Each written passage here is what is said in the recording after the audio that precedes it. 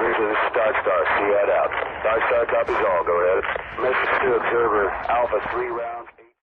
My name is Jabin. I'm an internal medicine physician with the United States Army. Through my training and experience, I've had the challenge of taking care of many septic patients, some in an austere environment. I hope to share some of my knowledge and experience on the subject in the context of lessons I've learned while caring for those challenging patients. The agenda for this podcast will be to help provide information that will allow you to decide if you're caring for a sick patient that needs more of your resources and medical attention, or can the patient be safely returned to duty with less support. Treating a patient with septic shock is challenging, but more straightforward in the sense of what interventions are needed in the acute setting. So we will discuss some of the factors that can be used to help clarify the approach to the patient not currently in septic shock, but still sick. We'll also discuss some of the management and care that septic patients will need and how to adjust this level of care as the patient responds or does not respond to your therapy. Ultimately, the goal will be to translate this information into care that can be provided in the field. Let's start with the clinical case. Your setting is a remote area of Africa, and you are called regarding a patient that is a 30-year-old male. He has been lethargic for about 1.5 days, and his coworkers in the area state that he has been acting like he's been drunk lately. He did not seek medical attention, and his colleagues did not alert anyone until he lost control of his bowels and seemed confused while standing and talking to his coworkers. At this time, they alerted the available medic. He was noted to be confused, significant alterations in his cognitive ability. He was febrile. He had rapid breathing and a rapid heart rate. We'll talk a little bit more about this case later, but first, there are many podcasts out there that discuss the definition of sepsis and the clinical criteria for its diagnosis. I'll spend a brief amount of time talking about some of the criteria that you can use to label the diagnosis. But if this is an unclear subject for you, it would be valuable to review the topic a little bit further. Most of this talk will focus on applying some of the definitions and how applying them can help you to your ultimate goal of managing sepsis in the austere environment. A simple way to view sepsis is an infection that causes end-organ dysfunction. There are a high rate of mortality reported at about 10 to 40%, even in the best clinical scenarios, with access to modern hospitals and critical care physicians.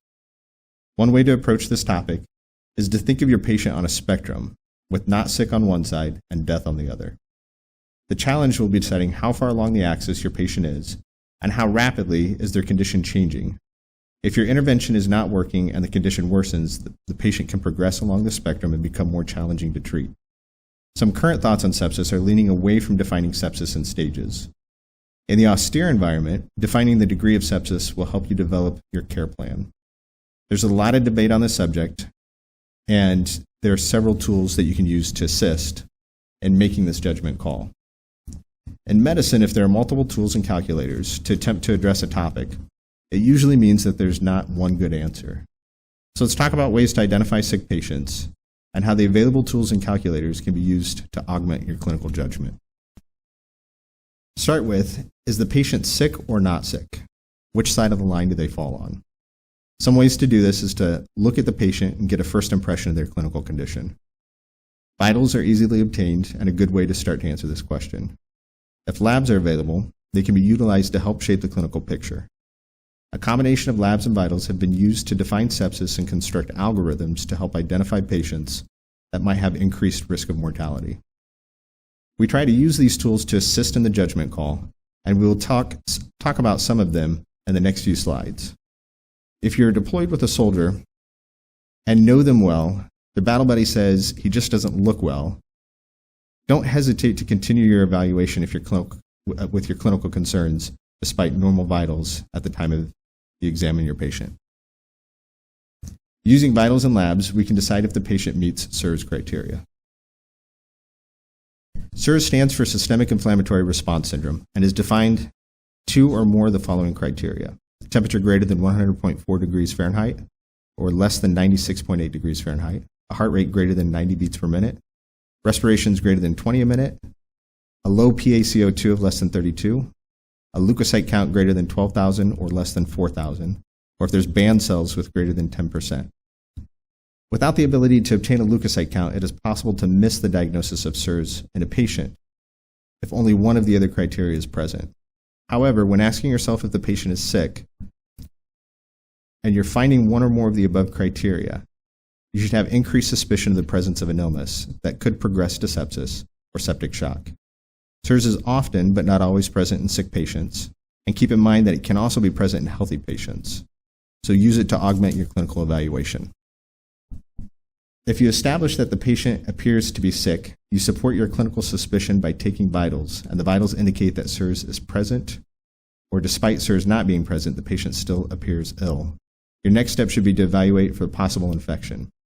In the austere environment, without full lab capability, you might find yourself diagnosing sepsis with just the suspicion of an infection and not a confirmed source. So when should you suspect infection? A good history and physical is your greatest tool. Ask specific questions and listen to the patient. As discussed earlier, if the patient appears ill, this can be enough to pursue a diagnosis of infection with nothing else. Start with the common sources and go from there. Septic shock presents when the patient is hypotensive with end-organ perfusion deficits, despite volume resuscitation, that requires vasopressors to maintain a mean arterial pressure, or MAP, greater than 65. Sepsis 3 is one definition that defines septic shock using the above, and also incorporates serum lactate greater than 2 in the absence of hypovolemia as part of the criteria. Because infection plays such a critical role in therapy, let's take a quick tangent and talk about some of the common sites of infection that you should consider investigating. CNS infections are usually associated with neurologic signs and symptoms: nuchal rigidity, photophobia, headache. Any suspected CNS infection should be treated aggressively and will likely require IV antibiotics and a higher level of care. Systemic infections from ocular sources are likely the result of significant damage to the globe of the eye and will need care provided by a specialist. Superficial eye infections like pink eye or conjunctivitis will cause minimal systemic symptoms, if any. And in adults, ear infections are usually very limited and will present as ear fullness, ache, decreased hearing, possible some drainage. A unique infection risk includes the triangle of danger. It's located from the bridge of the nose to the corners of the mouth. Shaving trauma, abrasions, nose picking could all be sources of superficial infection in the region. And these infections can drain through vascular channels, resulting in a spread of the infection to the cavernous sinus of the brain. Treating a viral infection with antibiotics can cause more harm than good. So follow care guidelines for antimicrobial use. Mucus color and characteristics are not reliable means to determine if the infection is viral or bacteria. Patients will often be mildly ill, but tolerating necessary activities. Symptoms include congestion, rhinorrhea, cough, sore throat. And a viral URI can precede a bacterial URI or even pneumonia. Monitor and follow up with these patients while they're in your AO. Supportive care is usually all they need. Pulmonary illnesses can be challenging to treat and might require intubation. Some concerns will include aspiration pneumonitis versus aspiration pneumonia. If your patient experienced trauma, they required intubation, or any other reason had an alteration in their level of consciousness that prevented them from protecting their airway, aspiration is always a risk. Pneumonia can occur as an infectious process on its own or from introducing organisms into the lower airway through intubation or instruments. A patient that was previously healthy could have a common pneumonia seen in patient populations, or could have an infection more common to your specific area. Be familiar with the common causes of pneumonia in the general population as well as your AO-specific tropical diseases. If you suspect pneumonia, perform a good H&P with careful auscultation for increased breath sounds. Try and take a chest x-ray. If the chest x-ray is not available, use tactile phlebotomists to assist in the diagnosis. Remember that while examining the lungs, you can place your hands over the lung fields, and if you sense decreased transmission of vibration, felt while the patient is speaking, that this can support the diagnosis of pneumonia. The dense inflamed lung tissue does not conduct vibrations as well as the healthy tissue. There are many foodborne gastrointestinal illnesses that result in nausea, vomiting, and diarrhea. Most are self-limiting, and avoidance of foodborne illness is the best measure. You do this by eating only from reliable food sources when possible. Sick contacts are another source of GI symptoms and are often caused by virus. Again, these are usually self-limited. UTI can be from introduction of an organism into the urethra and the bladder and can advance up the ureters to the kidney. Suspect pyelonephritis when the patient has had UTI symptoms and presents with flank pain. Tapping the patient's costophrenic angle and looking for pain response is an easy way to examine the kidneys. Any abrasion, burn, or puncture of the skin can be a source of infection. Many of our patient population test positive for MRSA, and this should be factored into your care plan and affect what antibiotics you stock and dispense. Common skin injuries include equipment rubbing and causing blisters or abrasions. Oftentimes, equipment is dirty from contact with the environment, and the patient might have had limited access to hygiene while the skin surface is being exposed to trauma. Bug bites or exposures to plants that cause pruritic reaction can lead to secondary infection if the patient scratches often and causes skin injury. Skin infections can be very superficial with erythema and possibly purulent material. Cellulitis will appear as a red erythematous area extending from the site of origin. The border is demarcated but can appear to fade into the non-erythematous skin. Mark the border with a marker at the best guess of the leading edge and write the date and time, and then you can trend the progression to determine if the therapy is efficacious or if the condition is worsening. A deeper infection that involves fascial planes and lymphatics is erysipelas. This infection usually is very well demarcated, and the skin can appear tough and thickened, like an orange peel. A collection of infection that is firm and soft, there are signs of possible abscess and are more common and should raise your suspicion for MRSA infections. If you suspect infection and you have a difficult time identifying the source, always consider tubes, lines, and drains in your workup. Like trauma and instrumentation, these items can be sources for infection. The fact that these are often left in place and are indwelling, they can increase the risk of bacteria in the environment or skin surfaces becoming the source of the infection. However, do not assume that just because there's a line in place that it is the source. An example would be labeling the IV line as the source of an infection when pneumonia is the actual cause of the sepsis. Look for purulence, erythema, and pain at the sites of the lines. Tubes and drains can show signs of infection at the insertion site similar to lines, but they can also harbor infections in deeper structures like UTI from a Foley catheter placement or intrathoracic infection from a chest tube placement. Bacteremia is the result of bacteria entering the bloodstream. Common causes are procedures like IVs, but can also be from an abscess or other source of infection that spreads into the vasculature. HIV often presents as viral illness or sore throat initially, and later can present as opportunistic infections. Tropical diseases have a vast array of presentations, and you should work to be familiar with the common diseases that will be in your specific area.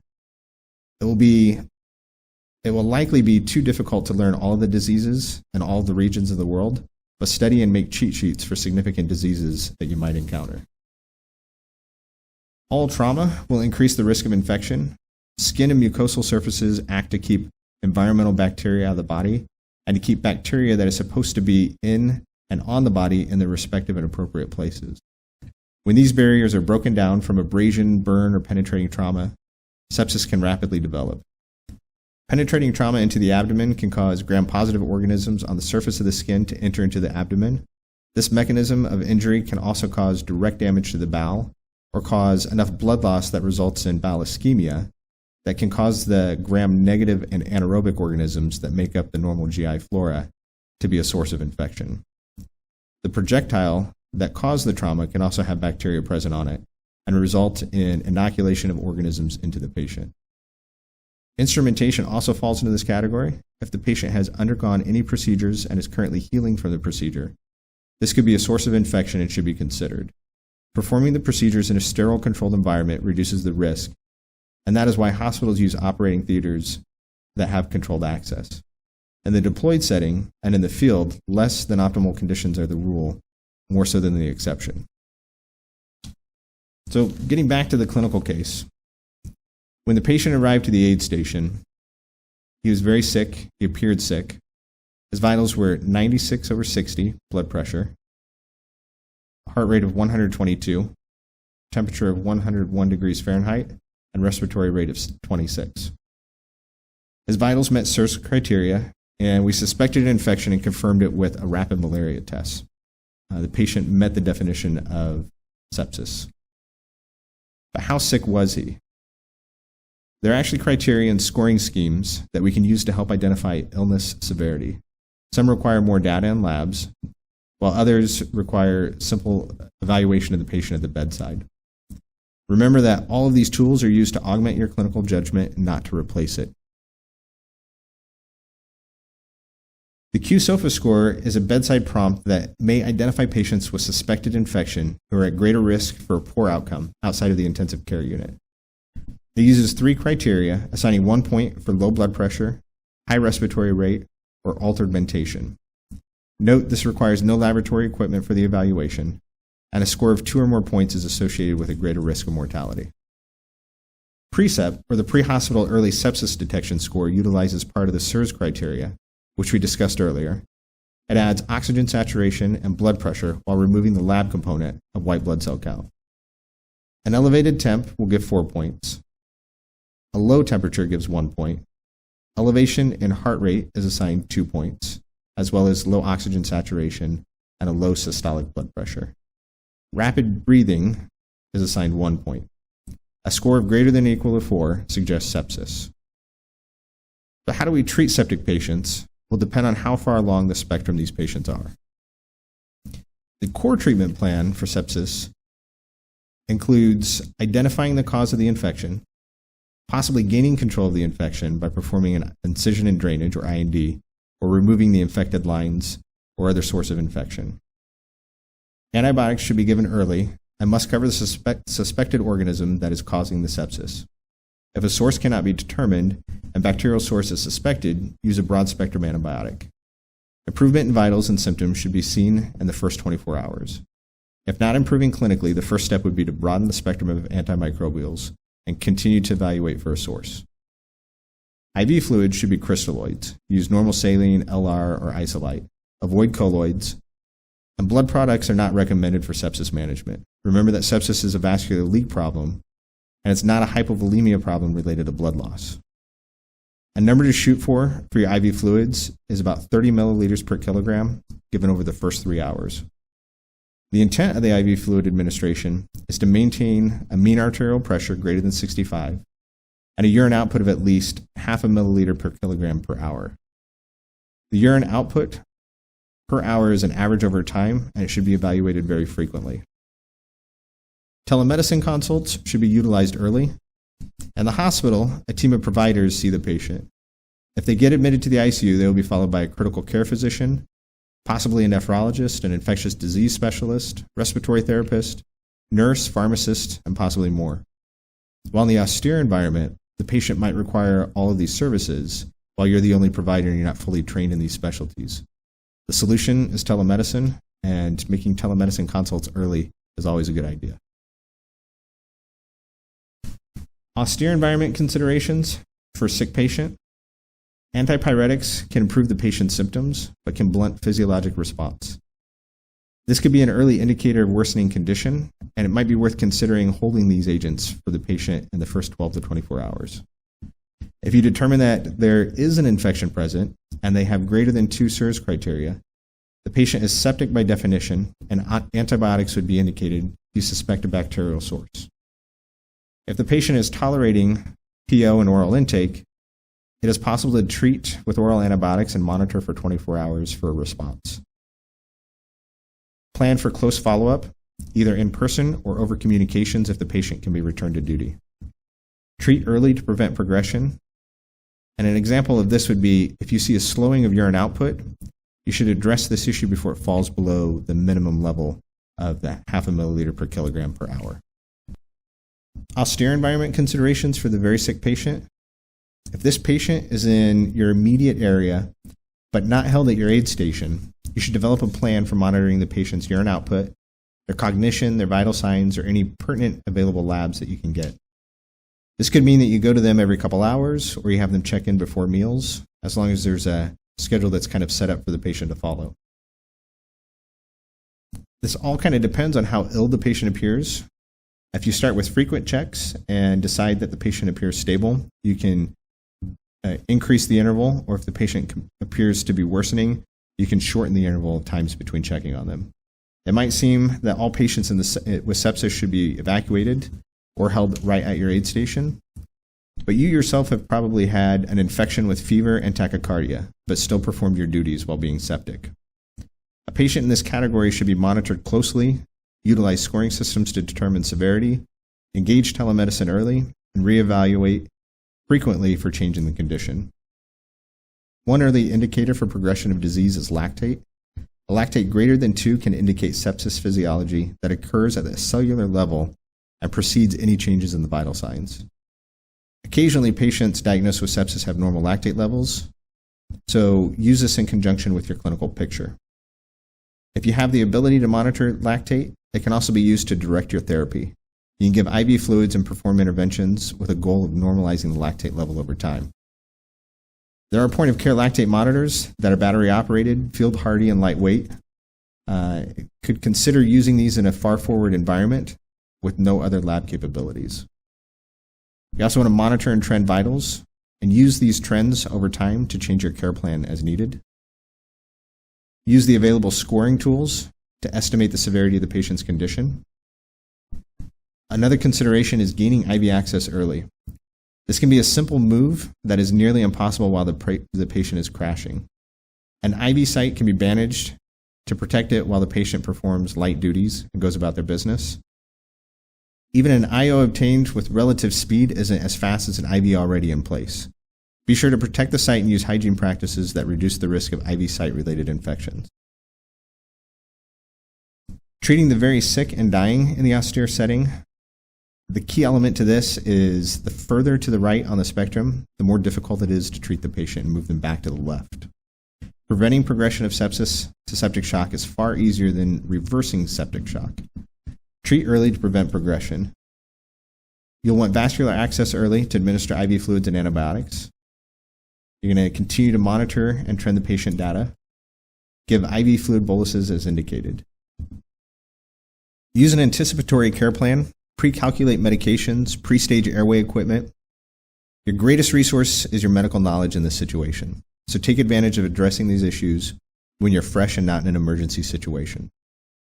Prepare and set resources aside so that you know where they're at and you can get to them quickly.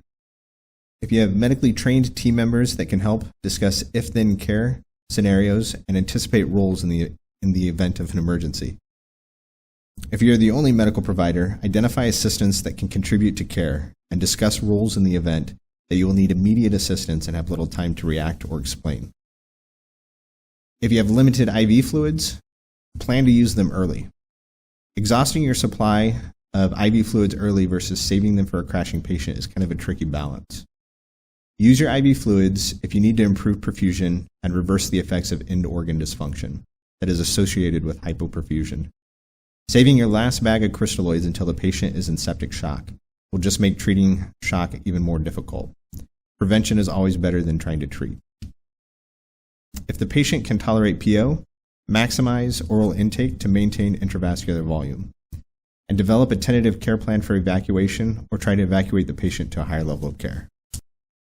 The austere care plan for septic shock is driven by the fact that patients at this stage are medical emergencies. Apply the ABCs or the CABs of BLS. Gain control of the patient's airway if indicated, and utilize the ARDS-NET protocol for lung protective ventilation. Provide bolus IV fluid and prepare to initiate vasopressor therapy. By definition of septic shock, the patient has already been bolused and did not respond. How much should you bolus the patient before saying the patient has not responded? This is another area of debate in medicine, and there's many devices and techniques used to estimate this. One way to approach it is if you have rapidly infused 1 liter of crystalloids and are on your last half of the second liter, and the patient is still hypotensive with continued end organ dysfunction, plan to initiate vasopressor therapy while you continue to bolus the patient. In the ICU, the preferred therapy for septic shock is norepinephrine or Levophed. Packing epinephrine is more tactically oriented as it has multiple medical uses beyond septic shock. Become familiar with the administration plan for epinephrine in this setting. The next slide will discuss this. Continue to monitor vitals, trend patient data, and the appropriate antibiotics that will be used will probably require IV antibiotics. This is secondary to the decreased blood flow to the GI mucosa and possible decreased bioavailability of PO antibiotics. Telemedicine consult should be initiated as soon as possible when the patient is stabilized or efforts to stabilize are not effective. If you're continuing to resuscitate the patient, have someone initiate the consult for you and pass information to them so that they can assist. Remember to use caution if the patient transmitting the information to the telemedicine consult is not a medical person. Have them tell the consultant that they are not medically versed, and secondary to the patient being critical, the only medical provider is providing patient care. In this situation, use simple terms and have your assistant write things down as clearly as possible. If available, monitor urine output with a Foley catheter. If you have labs available, use labs to monitor renal function. Decreased urine output and increased BUN and serum creatinine indicate hypoperfusion injury to the kidney. This likely indicates an acute decrease in glomerular filtration rate, or GFR, which is going to indicate that there's decrease in kidney function. If you're monitoring labs, serum creatinine lags behind the true kidney function. This means that the drop in the kidney function is actually worse than what the labs are reflecting at the time of the acute injury. If decrease in GFR is expected based on labs or urine output, consider reducing renally cleared medications or use renal dosing for a GFR less than 20%, which should be available for the medications that you carry. A patient treated for septic shock will consume a lot of resources and medical manpower, so when possible, evacuate the patient to a higher level of care. This is an epinephrine drip cheat sheet constructed by Dennis. Become familiar with this setup, the dosing and the titration. You can see, looking at it, it's kind of complex with a lot of numbers and considerations, and anticipating your need for epinephrine, pre-calculating the doses and setting up the equipment will save time and reduce error if the patient is very sick and begins to crash. Consider printing this slide or designing a sheet of your own to use as a quick reference so that it's easy to get to. After arriving at the aid station and determining the patient was very ill, an IV was started and the first bolus of normal saline was hung. Labs were analyzed and he was noted to have a lactate of 12 and a pH of 7. He had a decrease in his blood pressure and continued worsening of his mental status. The first bag of normal saline was pressure infused and preparations for the second liter were started. Norepinephrine was prepared and a central line was placed at the right subclavian. Prior to administration of the second bag of crystalloids, the patient became unresponsive with an absent pulse. Telemetry showed a cardiac tracing and PEA arrest. Compressions were started and epinephrine was administered per ACLS protocol. For the patient that is in septic shock and actively crashing, treatment is BLS oriented. But what about the patient that is not at that level of distress yet? How do you initiate a therapy and then adjust that therapy over time as the patient's condition improves or worsens? The first step is to decide where the patient is on the spectrum and what does the patient need for the treatment. The next step will be to initiate the therapy addressing the most critical needs first. Some corrective actions will be expected to respond more rapidly than others. If you have an acute drop in your mean arterial pressure and you bolus IV fluids, you should expect a relatively rapid improvement, or you move to the next intervention of repeating your bolus or possibly starting pressors if it's indicated. Antibiotics will take at least 12 to 24 hours to show efficacy. If you have not seen an improvement, or worse, the patient's condition declines over this time frame, if possible, try to broaden the spectrum of your coverage of your antimicrobials. Most septic shock admissions are monitored with multiple labs and likely an invasive device to estimate stroke volume variance or cardiac output. Often, an invasive arterial pressure reading is utilized for continuous blood pressure monitoring. Commonly, ultrasound is used to visualize the inferior vena cava to estimate volume status. If these are available to you, utilize them to the best of your ability. Continuous monitoring with telemetry tracing, cycled blood pressures, and pulse oximetry is always nice to have. If you have this capability, but you're running low on battery supply, use it intermittently or at times that you're initiating or changing therapies, like starting pressors or changing your dose. Ideally, like in the ICU setting, you'd have an arterial line with constant invasive blood pressure tracing and recordings while administering the pressor.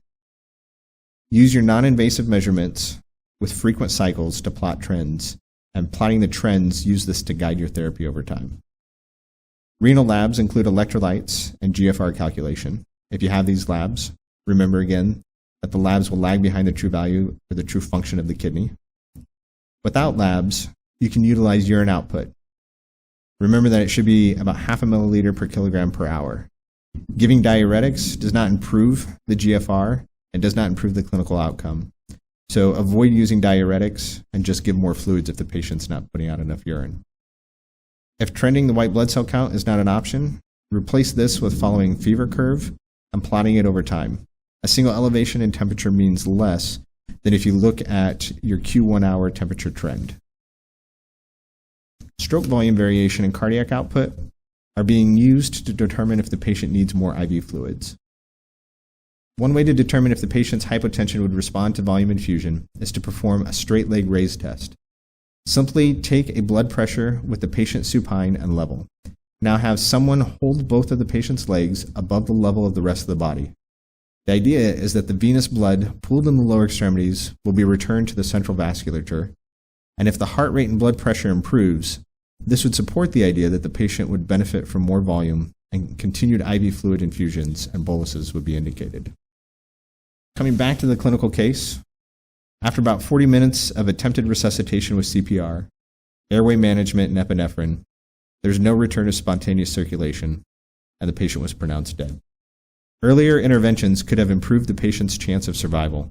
Not recognizing he was sick and him not seeking treatment, and the continued movement along that spectrum until his condition became irreversible made it very difficult to treat this patient, and he ultimately had a bad outcome. To summarize, the diagnosis of who is sick and who is very sick, progressing towards death, can be a challenge. Deciding the best care plan at the initial patient interaction can also provide quite a significant challenge. There are multiple diagnostic criteria and scoring systems, but no one system is best and no one system has all the answers. Remember, they're used to augment your clinical judgment. The foundation of therapy is source control of the infection, appropriate antibiotics or antimicrobials, treating hypoperfusion with crystalloid therapy, and if not responding to IV fluids, initiating vasopressor therapy to maintain your mean arterial pressure greater than 65. Telemedicine should be a part of your care plan and utilize it early. Treat the patient early to prevent progression of the disease. And if the patient is not responding or the patient is exceeding your resource capabilities, evacuate the patient early to get them to a higher level of care. Hopefully this information will provide some assistance to you and your team the next time that you're caring for a septic patient in a remote area with limited resources. And I thank you for listening.